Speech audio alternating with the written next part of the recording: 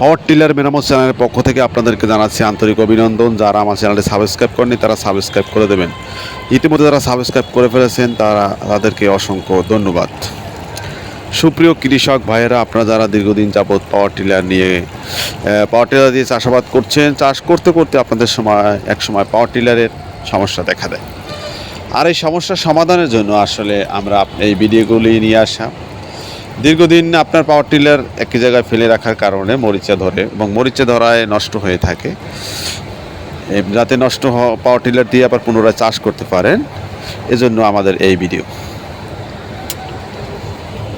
পাওয়ার টিলারের ভিতরে কিছু কিছু জন্তু মরিচা ধরার কারণে আপনার পাওয়ার টিলার নষ্ট হয়ে যেতে পারে, স্টার্ট না নিতে পারে। আবার তেলের অনেক সময় সমস্যা দেখা দেয়, তেলের লাইন অনেক সময় ব্লক হয়ে যায়। ব্লক হলে আপনার তেলের লাইন যদি ব্লক হয়ে যায় তাহলে আপনি পাওয়ার টিলার স্টার্ট নিবে না, আর স্টার্ট না নিলে আপনি ঠিকমতো চাষাবাদ করতে পারবেন। আবার স্টার্ট যদি স্টার্ট নেয় তাহলে বেশি তেল ব্যয় হয়, এরকমের হতে পারে।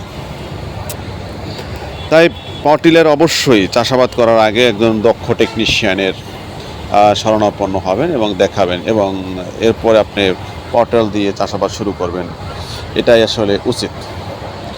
আমাদের অভিজ্ঞ ইঞ্জিনিয়ার মোহাম্মদ আমির হোসেন দীর্ঘদিন এই পাওয়ার টিলার নিয়ে কাজ করছেন। আপনি আমাদের ডিসক্রিপশনে নাম্বার দেওয়া আছে, এখান থেকে